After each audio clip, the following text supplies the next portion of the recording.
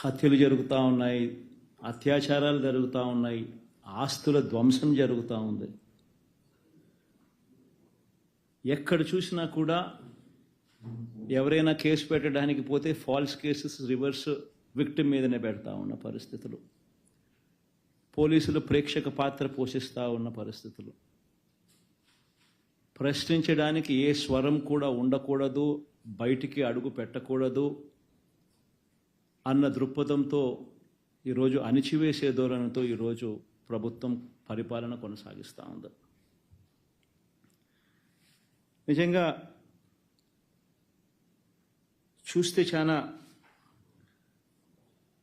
బాధ కలిగించే విషయాలు ఇవన్నీ కూడా.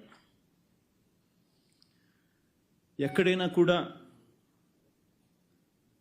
ఒక ప్రభుత్వం ఏర్పడిన తర్వాత ఒక ప్రభుత్వం 12 నెలల పాటు ఒక బడ్జెట్ ప్రవేశపెడుతుంది. ఆ బడ్జెట్ కూడా 7 నెలలు, 12 నెలల కాలంలో ఏకంగా 7 నెలలు రెగ్యులర్ బడ్జెట్ కూడా ప్రవేశపెట్టలేని అధ్వానమైన పరిస్థితిలో ఈ ప్రభుత్వం ఉంది అని అంటే, 12 నెలల కాలానికి ప్రవేశపెట్టే రెగ్యులర్ బడ్జెట్ ప్రవేశపెట్టాల్సింది పోయి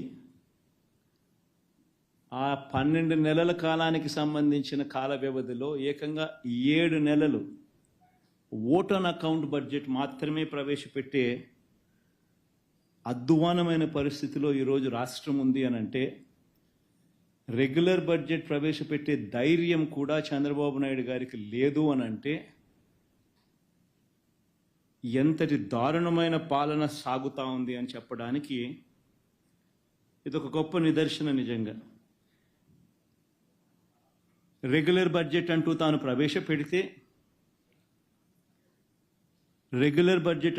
ప్రవేశపెడితే ఆ రెగ్యులర్ బడ్జెట్ ప్రవేశపెట్టేసరికి తాను ఎన్నికల వేళ మోసపూరిత హామీలు ఏదైతే తాను ఇచ్చాడో ఆ హామీలకు సంబంధించిన కేటాయింపులన్నీ కూడా ఆ రెగ్యులర్ బడ్జెట్లో చూపించాలి. ఆ రెగ్యులర్ బడ్జెట్లో తాను సూపర్ 6 అంటూ సూపర్ 10 అంటూ తాను చేసిన ఆ మోసపూరిత హామీలకు సంబంధించిన కేటాయింపులు బడ్జెట్లో కనపడకపోతే ప్రజలు రోడ్డు మీదకి వస్తారని, ప్రజలు గలం విప్పుతారని అని చెప్పి ఏకంగా ఆ పరిస్థితి రాకూడదు అని తాను రెగ్యులర్ బడ్జెట్ ప్రవేశపెడితే ఆ రెగ్యులర్ బడ్జెట్లో volume 6, volume 5 which talks about రాష్ట్రానికి సంబంధించిన అప్పులు ఎంత ఉన్నాయి, స్టేట్ గవర్నమెంట్కి సంబంధించిన గ్యారంటీ డెట్ ఎంత, ఇటువంటి అంశాలు కూడా ఆటోమేటిక్లీ మెన్షన్ చేయాల్సి వస్తుంది. ఒకవేళ మెన్షన్ చేస్తే తాను అబద్ధాలు చెప్తా ఉన్నటివన్నీ కూడా ప్రజలకు తెలిసిపోతుంది అని, అది కూడా చేయలేని అని కూడా ఇంకొక కారణంతో ఏకంగా రెగ్యులర్ బడ్జెటే పెట్టకోకుండా చంద్రబాబు నాయుడు గారు దాటవేస్తూ ఉన్న ధోరణి. నిజంగా ఎవరైనా కూడా రెగ్యులర్ బడ్జెట్ ప్రవేశపెడితే పథకాలకు సంబంధించి, మేనిఫెస్టోకు సంబంధించి ఆయన ఇచ్చిన హామీలు ఏమిటి, ఆ హామీల మేరకు ప్రజలందరూ ఎదురు చూస్తూ ఉంటారు. ఆ పథకాలన్నీ అందులో ఉన్నాయా, ఆ పథకాల డబ్బులు మాకు వస్తాయి అని చెప్పి ఎదురు చూస్తూ ఉంటారు. అవన్నీ కూడా మోసపూరిత హామీలని ప్రజలకు తెలిసిపోతాయి అని రెగ్యులర్ బడ్జెట్ కూడా కనీసం పెట్టకుండా దాటవేస్తూ ఉన్న ధోరణి. ప్రజలెవరూ రోడ్ల మీదకి రాకూడదు అని భయానక వాతావరణం, ఫియర్ సైకోసిస్ క్రియేట్ చేస్తూ రాష్ట్రాన్ని ఏకంగా అత్యాచారాలు, హత్యలు, కొట్టడాలు, ఆస్తుల ధ్వంసాలు, వీటి అన్నిటితో భయానక వాతావరణం క్రియేట్ చేస్తూ ఉన్నారు. నేను అడుగుతా ఉన్నాను ఒకటి, ఇలాంటి దారుణమైన పరిస్థితులు ఎలా ఉన్నాయి ఎంత దారుణంగా ఉన్నాయి అని చెప్పి ఒకసారి గమనించాల్సిన అవసరం ఉంది. చంద్రబాబు నాయుడు గారు ఎప్పుడు కూడా ఆయన ఏ రోజైనా కూడా ఆయనకు ఒక మోడస్ ఆపరాండా ఉంటుంది. ఆ మోడస్ ఆపరాండా అనేది ఏంటంటే వంచనకు తోడు ఒక గోబెల్స్ సిద్ధాంతం, గోబెల్స్ ప్రచారం. తాను ఒక మనిషిని అప్రదిష్ట పాలు చేయాలనుకున్నా, తాను చెప్పిన మాటలన్నీ కూడా తాను తప్పాలనుకున్నా, ఒక మోడస్ ఆపరాండా అనేది తాను ఎప్పుడు కూడా ఫాలో అయ్యే కార్యక్రమం. ఆ మోడస్ ఆపరాండా ప్రకారం ముందుగానే తాను ఒక కథను సిద్ధం చేస్తాడు. ఆ కథను తాను చెబుతాడు. తన ఈనాడు, తన ఆంధ్రజ్యోతి, తన TV5 తనకు సంబంధించిన ఈ మీడియా సామ్రాజ్యాన్ని ఉపయోగించుకొని ఆ కథను ముమ్మరంగా ప్రచారం చేస్తారు. వరుసగా ఆ కథనాలే వచ్చేట్టుగా చేస్తారు. దాని మీద డిబేట్లు కూడా పెడతారు. మంత్రుల నుంచి కింద స్థాయి వరకు కూడా అయ్యే మాటలే మాట్లాడిస్తారు. మాట్లాడించిన తర్వాత ఆ డిబేట్లలో ఉన్న ఒపీనియన్స్ ఇచ్చే వాళ్ళందరూ కూడా వీళ్ళ మనుషులే, వాళ్ళు కూడా అవే ఒపీనియన్లు వచ్చేట్టుగా చేస్తారు. చేసి చివరికి ఏమంటారు, రాష్ట్రం క్లిష్ట పరిస్థితుల్లో ఉంది కాబట్టి చంద్రబాబు నాయుడు చేసే ఈ పని జస్టిఫైడ్ అని చెప్పి దాన్ని మళ్ళా వీళ్ళంతకు వీళ్ళే రాటిఫై చేసుకుంటారు. ఎగ్జాక్ట్గా ఈరోజు ఇదే జరుగుతూ ఉంది. చంద్రబాబు నాయుడు అనే వ్యక్తి ఈ మోడస్ ఆపరాండా సొంత మామ ఎన్టీ రామారావు గారిని వెన్నుపోటు పొడిచి ఆయన పార్టీని లాగేసుకున్నప్పుడు ఇదే మోడస్ ఆపరాండా. అప్పుడు పాపం లక్ష్మీపార్వతి గారిని నాశనం చేసేశారు. చంద్రబాబు నాయుడు గారు బీజేపీతో పోవాలనుకున్నప్పుడు ఇదే మోడస్ ఆపరాండా. బీజేపీని మళ్ళీ తన్నేటప్పుడు కూడా మళ్ళీ ఇదే మోడస్ ఆపరాండా. సిమిలర్లీ ఎన్నికలప్పుడు వాగ్దానాలు ఇచ్చేటప్పుడు ఇదే మోడస్ ఆపరాండా. ఎన్నికలలో వాగ్దానాలు ఎగరగొట్టేటప్పుడు కూడా మళ్ళీ ఇదే మోడస్ ఆపరాండా. ఈరోజు ఇదే మోడస్ ఆపరాండా మళ్ళీ కొనసాగుతూ ఉంది.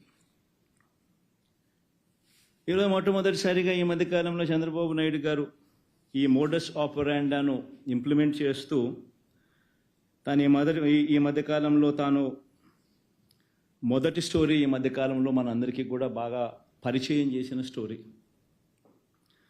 రాష్ట్రం ఆర్థికంగా ధ్వంసం అయిపోతూ ఉంది అన్న స్టోరీ. అందుకనే నేను రెగ్యులర్ బడ్జెట్ కూడా ప్రవేశపెట్టలేకపోతా ఉన్నాను. రాష్ట్రం ఆర్థికంగా ధ్వంసం అయిపోయిన పరిస్థితిలో ఉంది అని కూడా చెప్పుకొచ్చే కార్యక్రమం జరుగుతూ ఉంది. ఇవన్నీ కూడా మనం చూస్తూనే ఉన్నాం. ఈ మాదిరిగా నిజంగా రాష్ట్రం ఆర్థికంగా ధ్వంసం నిజంగానే అయిపోతా ఉందా, అయ్యిందా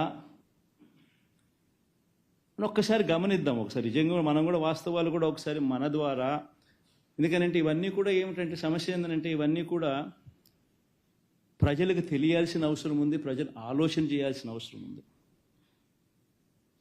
మరీ ముఖ్యంగా బాధ్యత కలిగిన విలేకరులుగా ఉన్న మీరు, బాధ్యత కలిగిన మీడియా హౌసెస్గా ఉన్న మీరు ప్రజల దగ్గరికి తీసుకొని పోవాల్సిన వాస్తవాలు కూడా ఇవన్నీ. నిజంగా ఒకసారి గమనిస్తే ఏ రకంగా చంద్రబాబు నాయుడు గారు వాగ్దానాల నుంచి, తాను ఇచ్చిన మేనిఫెస్టో వాగ్దానాల నుంచి తాను తప్పుకునేందుకు ఏ రకంగా తాను స్టోరీ తాను బిల్డప్ చేసుకుంటూ పోతా ఉన్నాడు అని ఒకసారి గమనిస్తే, రాష్ట్రం ఆర్థికంగా ధ్వంసం అయిపోయింది అనేది మొదటి స్టోరీ కింద తాను మీడియా డిబేట్లను మొదలెట్టాడు, మాట్లాడడం మొదలెట్టాడు, గవర్నర్ ప్రసంగంలో కూడా తీసుకొచ్చాడు, ఇవన్నీ కూడా మొదలెట్టాడు. ఒక్కసారి గమనిద్దాం. ఒకసారి ఎన్నికల దగ్గర నుంచి చంద్రబాబు నాయుడు గారు ఇంతకుముందు ఊదరగొడుతూ మాట్లాడిన మాటలు ఏమిటి? చంద్రబాబు తన మీడియా ఇద్దరు కలిసి రాష్ట్రంలో అప్పులు 14 లక్షల కోట్ల రూపాయల అప్పులు అని చెప్పి ఫస్ట్ ఊదరగొట్టారు. మీకు అందరికీ గుర్తుండే ఉంటుంది. మొత్తం అప్పులు ఏకంగా 14 లక్షల కోట్లు ఉన్నట్టు విపరీతమైన ప్రచారం చేసుకుంటూ వచ్చారు. మొట్టమొదటగా ఒకవైపున 14 లక్షల కోట్ల అప్పులు ఉన్నాయని ఒకవైపున చెప్పుకుంటూనే మరోవైపున సూపర్ 6 అన్నారు, సూపర్ 7 అన్నారు, సూపర్ 10 అన్నారు. అవన్నీ మళ్ళీ సపరేట్గా వాటికి సంబంధించిన ప్రచారం మళ్ళీ సపరేట్గా ఇచ్చుకుంటూ వచ్చారు. చివరికి చంద్రబాబు నాయుడు ముఖ్యమంత్రి అయినాడు. ఎన్నికల్లో తాను చెప్పిన మేనిఫెస్టో హామీలను అమలు చేయాలి అని చెప్పి ప్రజలందరూ కూడా అడుగుతూ ఉన్నారు. అడగడం మొదలు పెట్టేసరికి చంద్రబాబు నాయుడు గారికి మళ్ళీ ఈ 14 లక్షల కోట్లు తాను చెప్పింది గట్టిగా ముందుకు తీసుకొని పోవాల్సిన అవసరం ఉంది అని చెప్పి గోబెల్స్ ప్రచారంలో భాగంగా మళ్ళీ అడుగులు వేగంగా ముందుకు వేశాడు. కానీ వాస్తవం చెప్పాలంటే అక్కడ 14 లక్షల కోట్లు ఉందే అసలు ఫస్ట్ అప్పు లేనిది ఉన్నట్టుగా తను ఎట్ట చెప్పగలుగుతాడు? ఇప్పుడు ముఖ్యమంత్రి అయిన తర్వాత బడ్జెట్ డాక్యుమెంట్స్లో ఇవన్నీ చూపించక తప్పదు. కాబట్టి చూపించలేని పరిస్థితి వచ్చేసరికి చంద్రబాబు నాయుడు గారు పడరాని పాటలనే పడతా ఉన్నాడు. ఇప్పటికే అధికారులను 2 సార్లు రివ్యూ అన్నాడు, అధికారులను ట్రాన్స్ఫర్లు అన్నాడు, రివ్యూ మీటింగ్స్ అన్నాడు, రకరకాల పద్ధతుల్లో చేసుకుంటూ వచ్చి చివరికి గవర్నర్ గారి ప్రసంగానికి వచ్చేసరికి 14 లక్షల కోట్లు కాస్త 10 లక్షలకు తగ్గించాడు. పోనీ ఆ 10 లక్షల కోట్లైనా కూడా పోనీ గవర్నర్ గారితో అయ్యన నిజాలు చెప్పించాడంటే అది లేదు. ఒకసారి నిజంగా రాష్ట్రంలో అప్పుల పరిస్థితి ఏమిటి అని చెప్పి ఒక్కసారి గమనిద్దాం. నేను చెప్పే డాక్యుమెంట్స్ అన్నీ కూడా ఆర్బీఐ, ఖాగ్, స్టేట్ బడ్జెట్ డాక్యుమెంట్స్ ఇవన్నీ. చంద్రబాబు నాయుడు అనే వ్యక్తి గవర్నర్ గారితో కూడా అబద్ధాలు చెప్పించాడు. వైట్ పేపర్స్తో మరీ దారుణమైన అబద్ధాలు ఆడుతూ ఉన్నాడు. బడ్జెట్ అనేది రెగ్యులర్గా ప్రవేశపెడితే రెగ్యులర్ బడ్జెట్లో వాల్యూమ్ 5 అండ్ వాల్యూమ్ 6లో ఇవన్నీ కూడా మెన్షన్ చేయక తప్పదు అని తెలిసి రెగ్యులర్ బడ్జెట్ కూడా ప్రవేశపెట్టుకోకుండా దాన్ని కూడా దాటేసే కార్యక్రమం జరుగుతూ ఉంది. ఒకసారి గమనిస్తే రెగ్యులర్ అప్పులు ఎంత ఉన్నాయని చెప్పి ఒకసారి గమనిస్తే నిజంగా ఈ డాక్యుమెంట్ ఒకసారి చూడాల్సిన అవసరం ఉంది.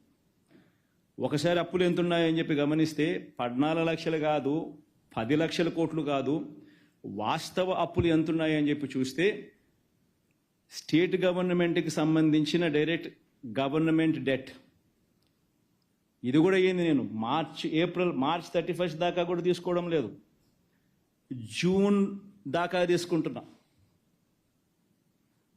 చంద్రబాబు నాయుడు ప్రభుత్వం తీసుకునే దాకా కూడా మన అకౌంట్లోకే వేసుకుంటున్నాం ఇంకా గ్రేస్ఫుల్గా.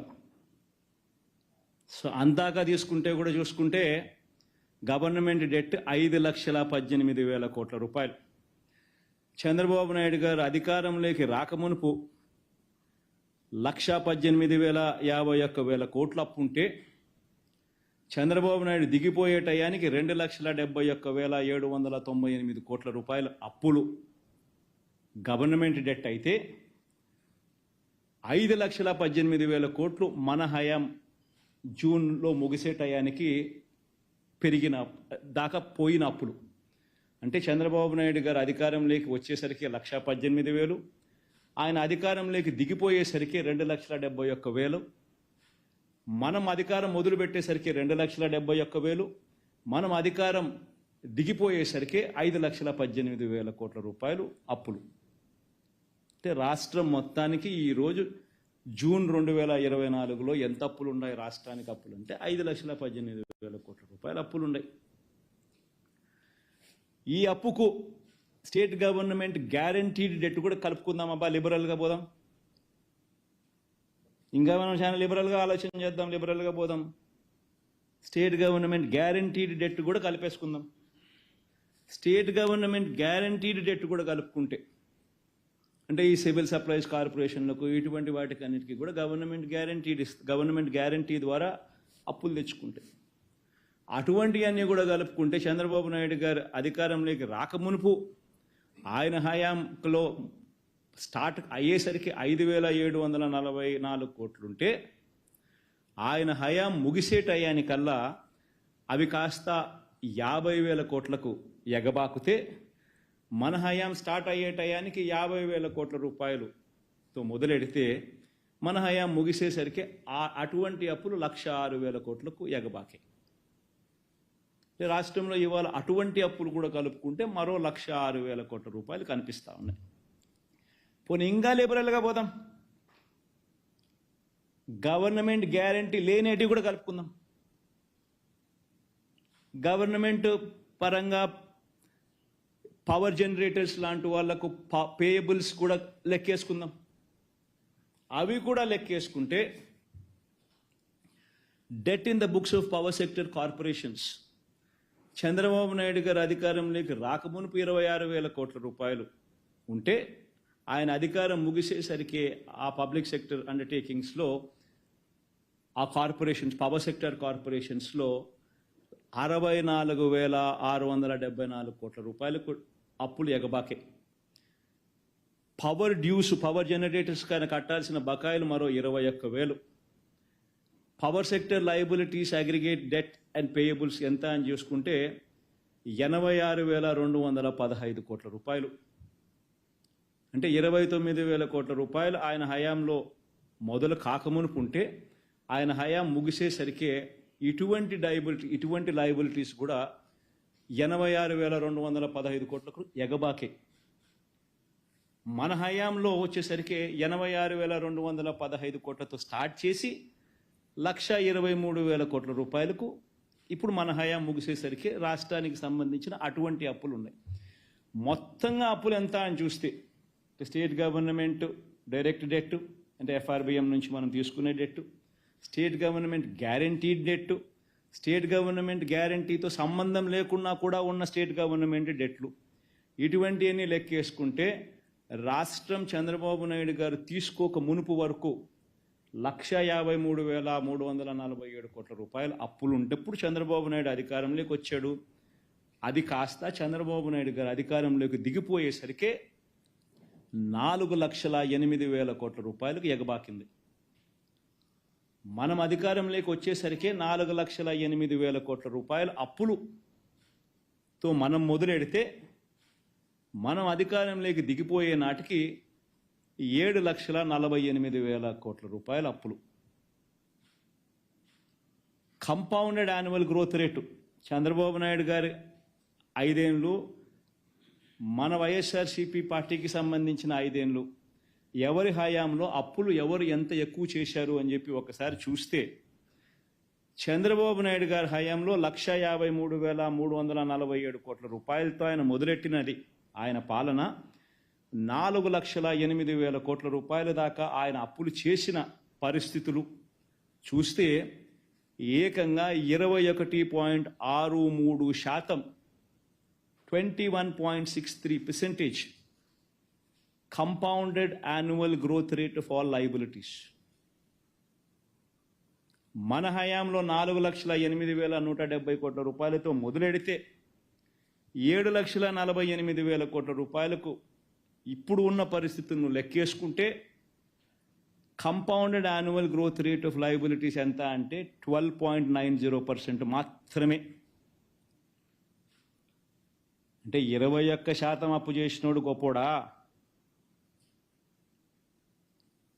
రాష్ట్రాన్ని దాన్ని ఏమన్నాడు, ఏం పదం వాడినాడైనా, రాష్ట్రాన్ని ఆర్థిక ధ్వంసం 21.63% compounded annual growth rate of debt చేసినవాడు ఆర్థిక ధ్వంసం చేసినవాడా? మనము కేవలం 12.9% అన్నీ కలిపినా కూడా, అన్ని రకాల డెట్స్ కలిపిన మనం ఆర్థికంగా ధ్వంసం చేసిన వాళ్ళమా? అందరూ కూడా ఈ పాయింట్ గమనించాల్సిన అవసరం ఉంది. మరి ఎక్కడ 14 లక్షల కోట్లను అబద్ధాలు చెప్పడం ధర్మమేనా? గవర్నర్ ప్రసంగంలో 10 లక్షల కోట్లని చెప్పించడం ధర్మమేనా? ఉన్నవి అన్ని రకాల అప్పులు కూడా లెక్కేసుకున్నా కూడా including payables to power generators అటువంటివి కూడా కలుపుకున్నా కూడా కేవలం 7,48,000 మాత్రమే ఉండడం వాస్తవమైతే ఈ మాదిరిగా తప్పుడు లెక్కలు చెప్పడం ధర్మమేనా? ఇన్ఫ్యాక్ట్ రాష్ట్రానికి సంబంధించిన ఆర్థిక వ్యవహారాలకు సంబంధించిన విషయాల మీద కేంద్ర ప్రభుత్వం రిలీజ్ చేసిన ఎకనామిక్ సర్వే ఆంధ్ర రాష్ట్రానికి సంబంధించిన పారాగ్రాఫ్ ఒకసారి చూస్తే ఆంధ్ర రాష్ట్రాన్ని పొగుడుతూ వాళ్ళు రాసిన మాటలు చూడండి ఒకసారి. State governments continue to improve their finances in financial year 24. Preliminary unaudited estimates of finances for a set of 23 states published by CAG suggests that the gross fiscal deficit of these 23 states was 8.6%, lower than the budgeted figure of 9.1 lakh crores. This implies that fiscal deficit as a percentage of GDP for these states came in at 2.8% as against the budgeted of 3.1%. The quality of spending by state governments improved, with state governments focusing on capex as well. The 23 major states are Andhra Pradesh, Arunachal Pradesh అని ఇట్లాంటివన్నీ రాసినారు. మనము కేటాయింపులు, మనం బడ్జెట్లు మన ద్వారా మనకు ఇచ్చే అవకాశం, FRBM ద్వారా మనకు అవకాశం ఉండి మనల్ని బారో చేసుకునే అవకాశం మనకి ఇచ్చిన దాన్ని కూడా ఇంకా తక్కువ తీసుకున్నాం ఇచ్చిన దానికన్నా కూడా.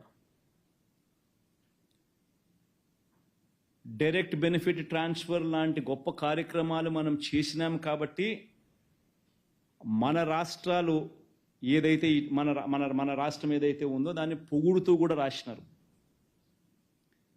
క్వాలిటీ గురించి కూడా, quality of spending by state governments improved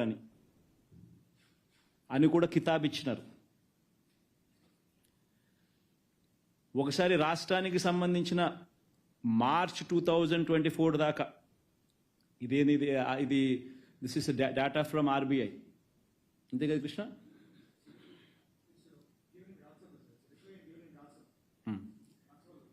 ఇది రాజ్యసభలో ఇచ్చిన రిప్లై. రాజ్యసభలో ఇచ్చిన రెస్పాన్స్కి రెస్పాన్స్ ఇది. దీంట్లో ఆంధ్రప్రదేశ్ డెట్ ఎంత అని చెప్పి మార్చ్ 2024 దాకా చూస్తే 4,85,000 కోట్లు. నేను ఇంకా జూన్ వరకు తీసుకున్నా కాబట్టి ఇంకా పెంచిన 4,80,000 కోట్ల 85,000 కోట్లు కాస్త ఇంకా పెంచి ఇంతకు ముందు మీకు చెప్పిన జూన్ దాకా తీసుకున్నా కాబట్టి. కానీ వాళ్ళు ఇచ్చిన స్టేట్మెంట్లోనే 4,85,000 మాత్రమే అని ఉంది.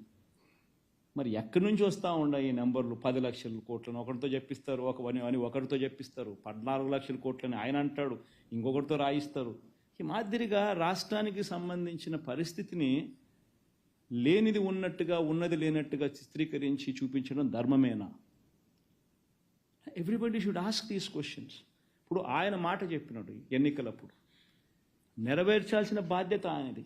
ఆ మాట నుంచి తప్పించుకోవాలని చెప్పి, ఆ ఇచ్చిన మాటను, హామీలను తప్పించుకోవాలని చెప్పి ఒక పద్ధతి ప్రకారం అబద్ధాలను బిల్డప్ చేసుకుంటూ పోయి రాష్ట్రంలో లేని అప్పులు ఉన్నట్టుగా, రాష్ట్రం పరిస్థితి అధోగతిగా ఉన్నట్టుగా, రాష్ట్రం అన్యాయంగా జరిగిపోతూ ఉన్నట్టుగా చిత్రీకరించడం ఎంత మటుకు ధర్మం, ఎంత మటుకు న్యాయం? అందరూ కూడా ఆలోచన చేయమని చెప్పి కోరుతా ఉన్నాం. ఇన్ఫ్యాక్ట్ 2000 కోవిడ్ సమయంలో మన రాష్ట్రంలో, ఇన్ఫ్యాక్ట్ చంద్రబాబు నాయుడు టైంలో ఇప్పుడు కోవిడ్ లేదు. మనం కోవిడ్ సమయంలో ఉండి కూడా మన పర్ఫార్మెన్స్ ఇది. కోవిడ్ సమయంలో ఉన్నప్పటికీ కూడా మనం చంద్రబాబు నాయుడు గారి హయాంలో కన్నా మన హయాంలో ఇంకా తక్కువ డెట్స్ తీసుకున్నాం. కోవిడ్ సమయంలో ఒకసారి చూస్తే యూనియన్ గవర్నమెంట్కి వచ్చిన ట్యాక్స్ రెవెన్యూస్ కోవిడ్ సమయంలో తగ్గిన పరిస్థితులు కనిపిస్తూ ఉన్నాయి. 2019, 2020 చూస్తే కోవిడ్ సమయంలో -3.38% growth rate gross tax revenues collections. 2020-21లో నెక్స్ట్ ఆ తర్వాత ఫాలోయింగ్ ఇయర్లో మళ్ళీ 20,27,104 కోట్లే. అప్పటికి 0.85% పెరుగుదల growth rate in gross tax revenues. మామూలుగా చూస్తే చంద్రబాబు నాయుడు గారు అధికారంలో ఉన్నప్పుడు అధికారంలో ఉన్నప్పుడు కానీ జగన్మోహన్ రెడ్డి సంబంధించిన కోవిడ్ టైం తీసేస్తే మామూలుగా గ్రోత్ రేట్ అనేది ఖచ్చితంగా 18%, 17% ఆ రకంగా గ్రోత్ రేట్ ఉంటుంది, గ్రాస్ ట్యాక్స్ రెవెన్యూస్ కలెక్టెడ్ అనేది. అటువంటిది 2 సంవత్సరాలు కోవిడ్ వల్ల కేంద్రానికి రావాల్సిన గ్రాస్ ట్యాక్స్ రెవెన్యూస్ 2019-20లో -3.38%, 2020-21లో 0.85% గ్రోత్ రేట్ మాత్రమే నమోదైన పరిస్థితి. అటువంటి పరిస్థితిలో దాని ఇంపాక్ట్ ఏమిటో తెలుసా? రాష్ట్రానికి వచ్చే డెవల్యూషన్స్ తగ్గుతాయి. రాష్ట్రానికి వచ్చే డెవల్యూషన్స్ చంద్రబాబు నాయుడు గారి హయాంలో రాష్ట్రానికి 3.72% షేర్ ఆఫ్ జిఎస్డిపి రాష్ట్రానికి వస్తే, మన హయాంలో షేర్ ఆఫ్ డెవల్యూషన్స్ రాష్ట్రానికి వచ్చింది జిఎస్డిపిలో కంపేర్ చేస్తే కేవలం 2.92%.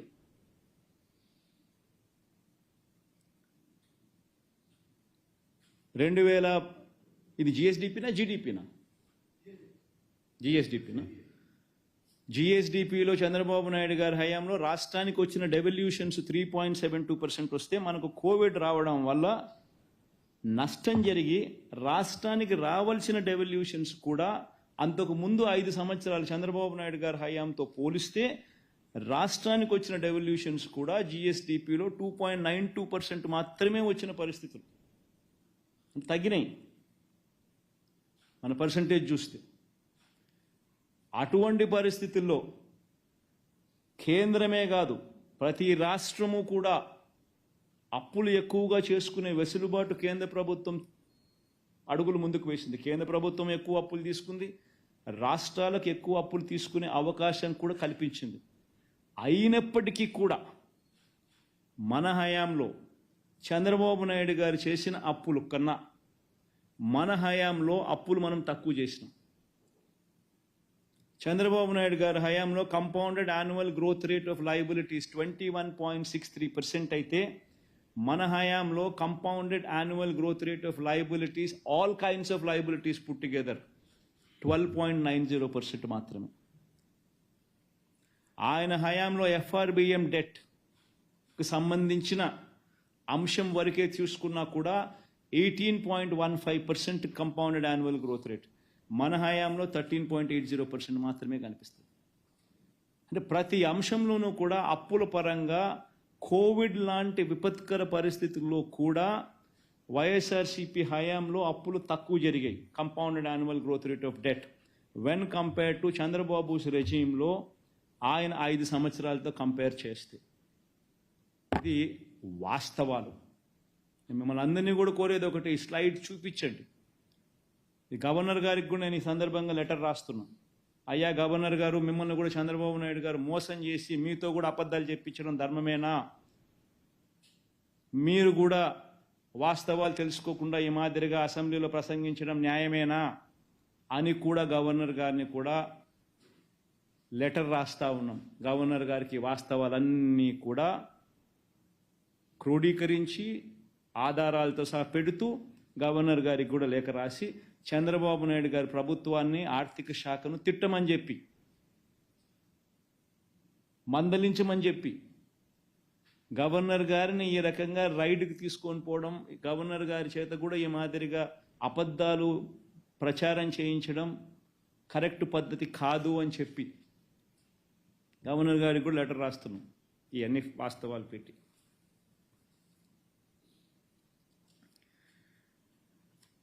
ఇవన్నీ కూడా ఎందుకు చెప్పాల్సి వస్తూ ఉందనంటే, కోవిడ్ లాంటి విపత్కర పరిస్థితుల్లో కూడా, ఇన్ఫ్యాక్ట్ మేము అధికారంలోకి వచ్చేసరికి 2019 మే 30న మేము అధికారంలోకి వచ్చేసరికి అప్పటిలో రాష్ట్ర ఖజానాలో కేవలం 100 కోట్ల రూపాయలు. ఈనాడు మే 30, 2013 రాసిన స్టోరీ ఇది. ఖజానాలో ఉన్నవి కేవలం 100 కోట్లే.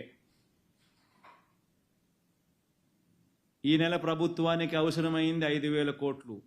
ఓవర్ డ్రాఫ్ట్ సాయంతోనే జీతాలు, పెన్షన్లు, సామాజిక పెన్షన్లకు 1,200 కోట్లు అవసరం. ఎలా రాష్ట్రం అతలాకుతలం రాష్ట్రం అని చెప్పి రాసిన ఈనాడు. ఇలాంటి పరిస్థితిలో తెలుగుదేశం పార్టీకి సంబంధించిన అధికార పత్రిక ఈనాడు రాసిన వార్త, ఇలాంటి పరిస్థితుల్లో కూడా మేము పూర్తి బడ్జెట్ ప్రవేశపెట్టాం. ఇలాంటి పరిస్థితుల్లో కూడా జూలై 12న రాష్ట్రంలో ఇక్కడ పూర్తి బడ్జెట్ ప్రవేశపెట్టడం జరిగింది. 2019-20కి సంబంధించి 2,27,975 కోట్ల రూపాయలని చెప్పి పేర్కొనడం జరిగింది. పేర్కొనడమే కాదు, బడ్జెట్ డాక్యుమెంట్లో వాల్యూమ్ 5, వాల్యూమ్ 6కి సంబంధించిన డేటా కూడా పెట్టడం జరిగింది. ఆ వాల్యూమ్ 5, వాల్యూమ్ 6లో రాష్ట్ర ప్రభుత్వానికి ఉన్న అప్పులు ఎంత, స్టేట్ గవర్నమెంట్ గ్యారంటీడ్ డెట్ ఎంత వంటి అంశాలను కూడా బడ్జెట్ డాక్యుమెంట్లో ప్రవేశపెడుతూ పూర్తి బడ్జెట్ ప్రవేశపెట్టడం జరిగింది. అలాంటి విపత్కర పరిస్థితుల్లో కూడా. అంతేకాదు, ప్రవేశపెట్టడమే కాదు, ప్రజలకు చెప్పిన ప్రతి పథకము కూడా, మేనిఫెస్టోలో చెప్పిన ప్రతి హామీని కూడా మొట్టమొదటిసారిగా ఏ నెలలో ఏ పథకం ఇస్తాము అని చెప్పి క్యాలెండర్ ఇచ్చి క్రమం తప్పకుండా 2,71,000 కోట్ల రూపాయలు డీబీటీ ద్వారా ప్రతి అర్హుడికి కులం చూడకుండా, మతం చూడకుండా, రాజకీయాలు చూడకుండా, పార్టీలు చూడకుండా, మరొకసారి చెప్తాను, పార్టీలు చూడకుండా డోర్ డెలివరీ చేశాం. మాకు ఓటు వేయని వారికి కూడా ఇంటికి వెళ్ళి తలుపు తట్టి మరీ డోర్ డెలివరీ చేశాం. ఏ నెల ఏ పథకం ఇస్తున్నామో ముందే చెప్పి బటన్ నొక్కి మరి చంద్రబాబు నాయుడు ఏం చేస్తా ఉన్నాడు? ఆయన చేసేది ధర్మమేనా? ఆయన చేసేది న్యాయమేనా?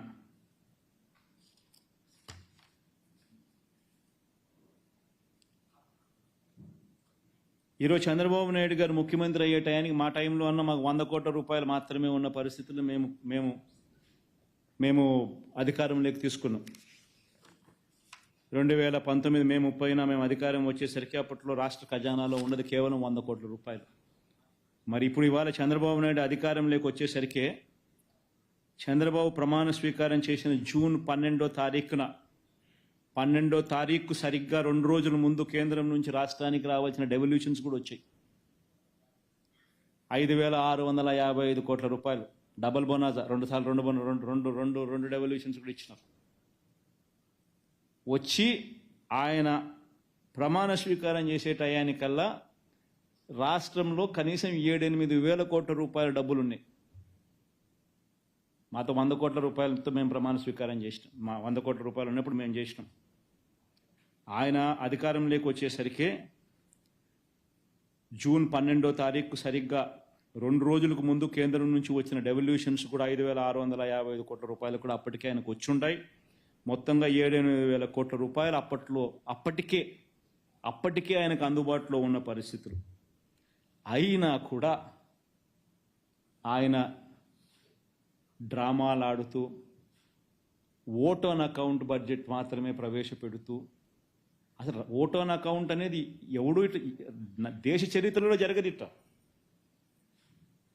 రాష్ట్ర చరిత్రలో ఎప్పుడు జరగలేదు, దేశ చరిత్రలో కూడా ఎప్పుడు జరగదు. 12 నెలల కాలానికి బడ్జెట్ అనేది ప్రవేశపెడతారు. 7 నెలల కాలం ఓట్ ఆన్ అకౌంట్ బడ్జెట్ ప్రవేశపెట్టడం అన్నది ఏ దేశంలో, ఏ రాష్ట్రంలో ఎప్పుడు జరగదు, దేశంలో ఎప్పుడు జరగదు. ఒక చంద్రబాబు నాయుడు గారి హయాంలో మాత్రమే ఎన్నికలలో తాను ఇచ్చిన మాటను ఎక్కడ ప్రజలకు తెలిసిపోతుందో, అబద్ధాలు అనేది ఎక్కడ బయటపడుతుందో, ప్రజలు ఎక్కడ రోడ్డు మీదకి వచ్చి గొడవ చేస్తారో, ఆ పథకాలకు సంబంధించిన కేటాయింపులు కనపడకపోతే అనే భయంతో అప్పులు ఎక్కువ ఉన్నాయి, రాష్ట్రం అతలాకుతలము అని చెప్పి తాను చెప్పాలనుకుని, అబద్ధాలు చెప్పాలనుకునే దానికి ఊతం కల్పించుకునే దానికోసం ఓట్ ఆన్ అకౌంట్ బడ్జెట్ను 7 నెలల పాటు నడిపిస్తూ ఉన్నాడు.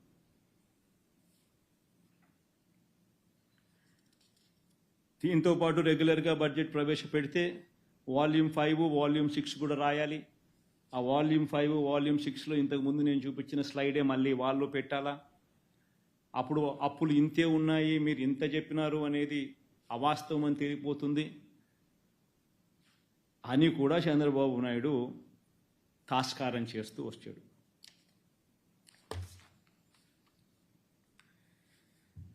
ఇవన్నీ ఆర్థిక విషయాలకు సంబంధించి చంద్రబాబు నాయుడు గారు చేస్తూ ఉన్న వైట్ పేపర్ కాదు, అది తప్పుడు పేపర్లు.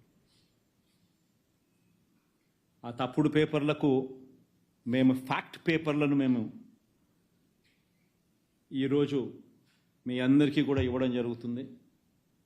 అందరికీ వచ్చిన వాళ్ళందరికీ కూడా కాపీ అందరికీ ఇచ్చేసేయండి. కంపేర్ చేయండి, ఎవరు వాస్తవము ఎవరు కాదు అనే చూడండి.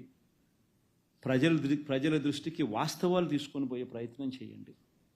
ఎందుకంటే ఇది మన బాధ్యత కూడా. ఈ రకంగా గవర్నమెంట్లో ఉన్న వ్యక్తి తాను చెప్పిన మోసాలకు, తాను చెప్పిన అబద్ధాలకు తాను ప్రూవ్ చేసుకునే దానికోసం, తాను జస్టిఫై చేసుకునే దానికోసం, తాను బయటపడేదానికోసం, తన మోసాన్ని ప్రొపగేట్ చేసుకునే దానికోసం లేని అబద్ధాలను, లేని లెక్కలను చూపించడం, ప్రొపగేట్ చేయడం ఇటువంటి విషయాల మీద, ధర్మం అధర్మం మీద ఖచ్చితంగా మీరు ధర్మం వైపు ఉండవలసిందిగా మిమ్మల్ని అందరినీ కూడా కోరుతా ఉన్నాను. ఈ చంద్రబాబు నాయుడు గారు ఈ సబ్జెక్ట్ డైవర్షన్లో ఎక్స్పర్ట్స్ కాబట్టి ఈ మధ్యకాలంలో మీ అందరికీ కూడా అర్థమయ్యే విధంగా ఇంకోటి కూడా చేసి ఉంటాడు. మదనపల్లిలో సబ్ కలెక్టర్ కార్యాలయంలో జరిగిన ఘటన కరెక్ట్గా గుర్తుందా మీ అందరికీ? కరెక్ట్గా ఆ రోజు వినుకొండలో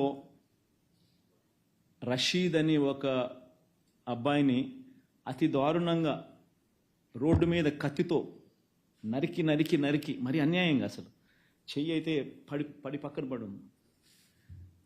అంత అన్యాయంగా చనిపోయిన ఘటన మీద, నరికిన ఘటన మీద నేను వినుకొండకు పోతా ఉన్నా ఆ కుటుంబాన్ని చూడడానికి, చంద్రబాబు నాయుడు గవర్నమెంట్ని ప్రశ్నించడానికి. ఆ ఘటన చేసిన వ్యక్తి ఎమ్మెల్యే భార్యకు, సాక్షాత్ ఎమ్మెల్యే భార్య కేక్ తినిపిస్తా ఉన్నాడు. ఆ ఫోటో కూడా తల్లిదండ్రులు వాళ్ళ ఇంటికి పోయినప్పుడు నాకు ఇచ్చినారు.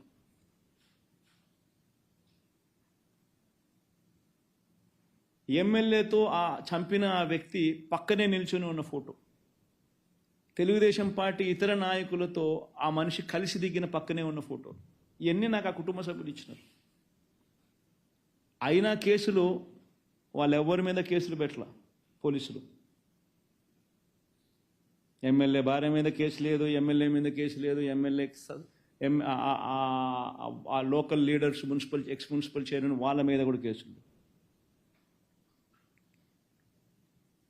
వీటి మీద నేను ప్రశ్నిస్తూ ఆ రోజు నేను వినుకొండకు పోయే కార్యక్రమం నేను చేస్తూ ఉంటే కరెక్ట్గా అదే రోజు టాపిక్ డైవర్ట్ చేసేందుకు ఆ రోజు ఏం చేశాడు చంద్రబాబు నాయుడు, ముఖ్యమంత్రిగా 2 సార్లు రివ్యూలు తీసుకున్నాడు. మదనపల్లిలో ఆర్డీఓ కార్యాలయం కాలిపోతాయి, గాలి గాడ్ నోస్,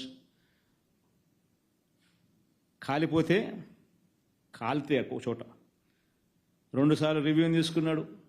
హుటాహుటిన డీజీపీని, సిఐడి చీఫ్ను నేరుగా హెలికాప్టర్ ఇచ్చినే మదనపల్లికి పంపించినాడు. ఏదేదో అక్కడ జరుగుతూ ఉన్నట్టుగా టీవీలలో స్క్రోలింగ్లు, వాళ్ళంతా ఈనాడు, ఆంధ్రజ్యోతి, TV5లో ఏమేమో జరిగిపోయినట్టుగా, పెద్దిరెడ్డి రామచంద్రారెడ్డి కాల్పిచ్చేసినాడని, మిథున్ రెడ్డి చేసేసినాడని ఏమేమో రాసినాడు. అసలు నాకు ఆశ్చర్యం అనిపించింది నిజంగా చూస్తే.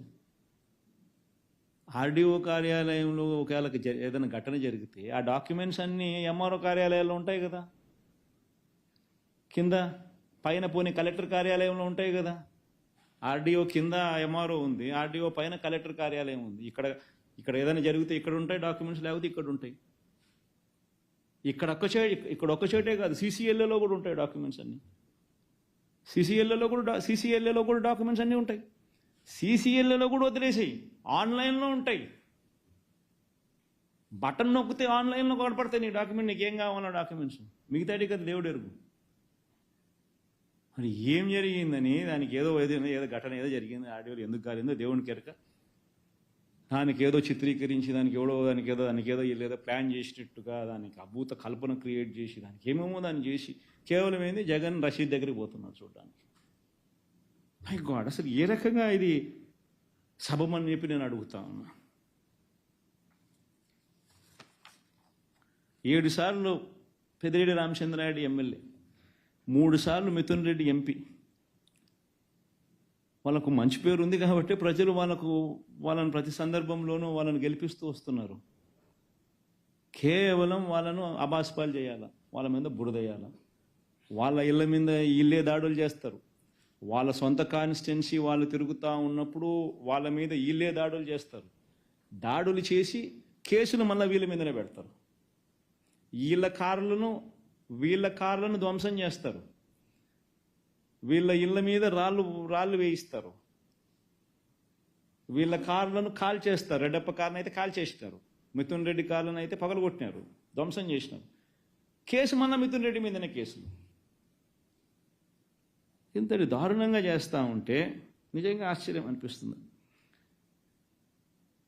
అసలు రాష్ట్రంలో ఒకసారి గమనిస్తే ఎంత దారుణమైన పరిస్థితి రాష్ట్రంలో జరుగుతూ ఉన్నాయి అని చెప్పి ఒకసారి చూస్తే ఆశ్చర్యం అనిపిస్తుంది నిజంగా.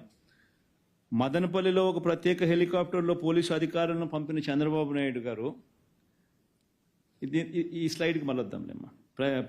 ప్రత్యేక హెలికాప్టర్లో పంపించిన చంద్రబాబు నాయుడు కర్నూలు జిల్లాలో మచ్చుమరిలో బాలిక కుటుంబానికి న్యాయం చేయడానికి మాత్రం ఆయనకు వెంటనే స్పందించడానికి మాత్రం ముందుకు రాడు.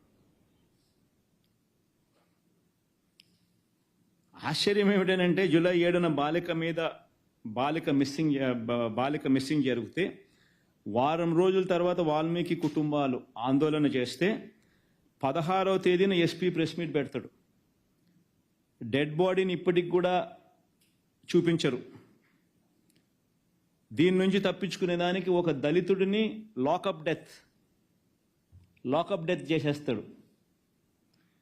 ఈ కేసులో ఇంత తీవ్రంగా ఉండగానే మళ్ళీ ఎస్పీని ట్రాన్స్ఫర్. అసలు నిజంగా రాష్ట్రంలో ఒకసారి గమనిస్తే ఏం జరుగుతుందని చెప్పి చూస్తే కేవలం ఈ 45 రోజుల కాలంలో 8 మందికి పైగా అత్యాచారాలు, 4 హత్యలు, అత్యాచారాలు. అంటే 45 రోజుల్లో 12 మంది మీద, 12 మంది విమెన్, 12 మంది మహిళల మీద తీవ్రమైన ఘటనలు. కొన్ని చోట్ల హత్యలు, అత్యాచారాలు, కొన్ని చోట్ల అత్యాచారాలు. 45 రోజుల్లో 12 మంది మీద. వైఎస్ఆర్సీపీ అధికారంలో ఉన్నప్పుడు, మా పార్టీ అధికారంలో ఉన్నప్పుడు ప్రతి మహిళకు రక్షణగా దిశ యాప్ ఫోన్లోనే ఉండేది. 1,40,00,000 మంది మహిళలు డౌన్లోడ్ చేసుకున్నారు. ఏ ఒక్కరికైనా ప్రమాదంలో వాళ్ళు ఉన్నట్టుగా అనిపిస్తే ఊరికి 5 సార్లు ఫోన్ షేక్ చేసిన, లేకపోతే SOS బటన్ నొక్కితే చాలు వెంటనే వాళ్ళకి ఫోన్ వస్తుంది ఏమైందమ్మా అని. వాళ్ళు కన్నా ఫోన్ ఎత్తకపోతే 10 నిమిషాల్లోనే పోలీసు సోదరుడు వచ్చి ఆ అక్క చెల్లెమ్మను సమక్షంలో నిలబడి ఏమైందక్క అని చెప్పి అడిగే పరిస్థితి. ప్రతి గ్రామంలోనూ మహిళా పోలీస్ వైఎస్ఆర్సీపీ హయాంలో. ఈరోజు లాలెస్నెస్ అనేది ఏ స్థాయిలోకి వెళ్ళిపోయింది అని అంటే మహిళల గురించి పట్టించుకునే పరిస్థితి లేదు. దిశ యాప్ ఎలా పనిచేస్తూ ఉంది అని అంటే అది జగన్కి ఎక్కడ క్రెడిట్ వస్తుందో, దిశ యాప్ బాగా పనిచేస్తే అని చెప్పి దాన్ని పట్టించుకునే పరిస్థితి ఉండదు. దిశ పోలీస్ స్టేషన్లు ఏమైనా పట్టించుకోరు, దిశ పబ్లిక్ ప్రాసిక్యూటర్లు ఏమైనా పట్టించుకోరు, ఎలా పనిచేస్తూ ఉందో పట్టించుకోరు. ఆశ్చర్యం కలిగించే విషయాలు నిజంగా ఇవన్నీ కూడా. పల్నాడు విషయంలో కళ్ళు నిజంగా కళ్ళు నిజంగా పెద్దగా అవుతాయి. అంత ఆశ్చర్యకరమైన ఘటనలు.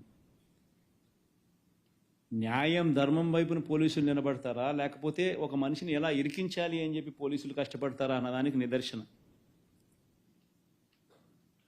ఆ రషీద్ ఇన్సిడెంట్ అయితేనేమి, ఈ ఆర్కే పిన్నెల్లి రామకృష్ణారెడ్డి విషయం అయితేనేమి, పల్నాడులో పోలింగ్ రోజు మొదలవుతే మా సీనియర్ నాయకుడు 5 సార్లు ఎమ్మెల్యే, 4 సార్లు ఎమ్మెల్యే, 9, 11, 14, 19 మంచి పేరు ఉంది కాబట్టి తను అన్నిసార్లు రిపీటెడ్గా 4 సార్లు వరుసగా ఆయన ఎమ్మెల్యే గెలుచుకుంటూ వచ్చాడు. బలవంతంగా అలాంటి వ్యక్తిని ఏకంగా ఇరికిచ్చే కార్యక్రమం. అంతకుముందు పల్నాడు జిల్లాకి ఎస్పీగా రవిశంకర్ రెడ్డి ఉండేవాడు. పాపం బాగా పనిచేస్తూ ఉన్నాడని చెప్పి ఆ రవిశంకర్ రెడ్డిని తప్పించేశారు. వీళ్ళు ఎలక్షన్ కమిషన్ను, వీళ్ళకున్న కేంద్ర ప్రభుత్వంలో వీళ్ళకున్న పలుకుబడితో బిందు మాధవ్ అని చెప్పి ఒకరిని ఎస్పీని తెచ్చుకున్నారు. ఆయన చేస్తూ ఉన్న ఆకృత్యాలు అక్కడ అంతా ఇంత కాదు అని చెప్పి ఏకంగా తెలుసుకుని ఎలక్షన్ కమిషనే స్వయంగా ఆయన్ను సస్పెండ్ చేసింది.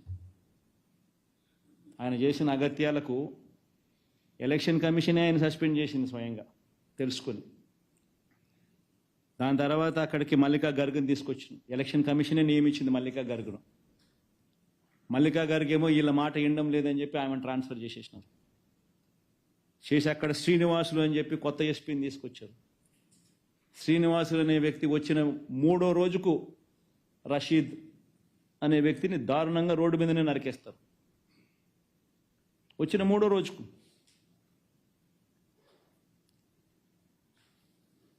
అసలు ఏ రకంగా జరుగుతూ ఉందంటే ఇప్పుడు ఆ స్లైడ్ ఏమో, ఆ రెడ్ బుక్ స్లైడ్ ఇది చూడండి ఒకసారి. స్లైడ్ ఒకసారి మీరు చూడండి, హోర్డింగ్ చూడండి ఒకసారి. ముఖ్యమంత్రి కొడుకు, మంత్రి, క్యాబినెట్లో మంత్రి ఏకంగా రెడ్ బుక్ అని చెప్పి తాను హోర్డింగ్ పెట్టి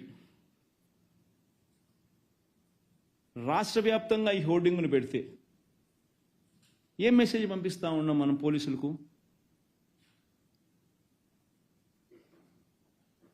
నా లెవెల్లో మొదలు పెడుతున్నాము,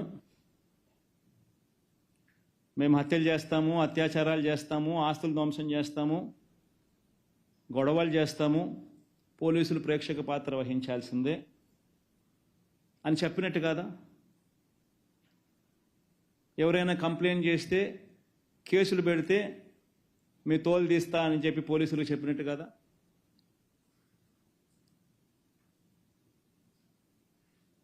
ఎవరైనా కేసులు పెట్టడానికి వస్తే దొంగ కేసులు రివర్స్ వాళ్ళ మీదనే పెట్టమని చెప్పి చెప్పినట్టు కాదా? ఈ రకంగా ఒక ముఖ్యమంత్రి కొడుకు రెడ్ బుక్ అనే దాన్ని హోర్డింగులు పెట్టించి ఏకంగా రాష్ట్ర వ్యాప్తంగా ఈ మాదిరిగా హోర్డింగులు పెడితే గ్రామాలలో న్యాచురల్లీ ప్రతి ఒక్కడు కూడా వాళ్ళ కక్షలు వాళ్ళ దానికి తీర్చుకునే దానికి ఏదో ఒక అవకాశం కింద తీసుకొని ప్రతి ఒక్కడు వాళ్ళ గ్రామంలో రెడ్ బుక్ వాళ్ళు తీస్తున్నారు, బయటికి తీసి వాళ్ళ పర్సనల్ స్కోర్స్ సెటిల్ చేసుకునే కార్యక్రమం చేస్తూ ఉన్నారు. సో రాష్ట్రంలో లానెస్నెస్ అనేది ఆటోమేటిక్లీ దిగజారిపోయేదానికి ఇది కారణం కాదా? ఆలోచన చేయమని చెప్పి అడుగుతాను ప్రతి ఒక్కరూ కూడా. ఎంత దారుణంగా ఉందనంటే నిజంగా ఇలా పరిస్థితి. ఒకవైపు నేను ఢిల్లీకి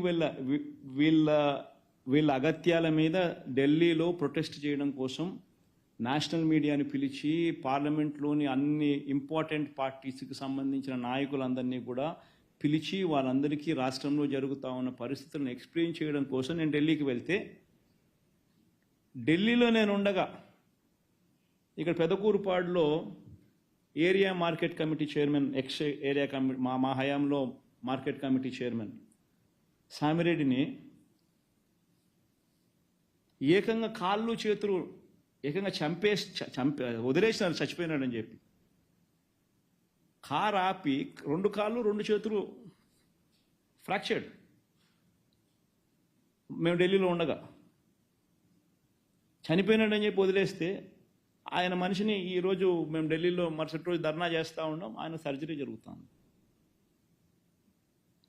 ఏంది ఇది? కేవలం రాజకీయంగా వీళ్ళతో విభేదిస్తున్నాం. తప్పేముంది?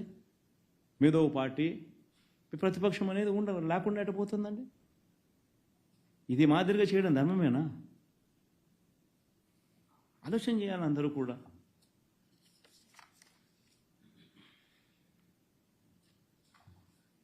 ఈరోజు నిజంగా ఆంధ్రప్రదేశ్ అంటే అరాచకం, ఆటవిక పాలన, రెడ్ బుక్ పాలన. This is the message what you giving. నిజంగా ఈరోజు రాష్ట్రంలో ఏ ఒక్కరూ కూడా రోడ్డు మీదకి రాకూడదు. రాష్ట్రంలో చంద్రబాబు నాయుడు ఇస్తానన్న మాటలు, చేస్తానన్న ప్రామిసెస్, చేస్తానన్న మేనిఫెస్టో హామీలను ఎవరు ప్రశ్నించకూడదు, రోడ్డు ఎక్కకూడదు, అడగకూడదు. ఒకవేళ రోడ్డు ఎక్కి అడిగితే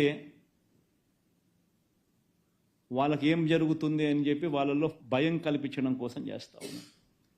ఈరోజు వీళ్ళు అనుకుంటా ఉన్నారేమో, వీళ్ళు తాత్కాలికంగా మేము ఏదో గొప్ప కార్యక్రమాలు చేసుకుంటా ఉన్నాము, భయం కల్పించినాము, ఎవడు అడిగేవాడు ఉండడు అని చెప్పి అనుకుంటున్నారేమో. కానీ నేను చెప్తా ఉన్నా, ఇప్పటికే చర్చ మొదలైంది.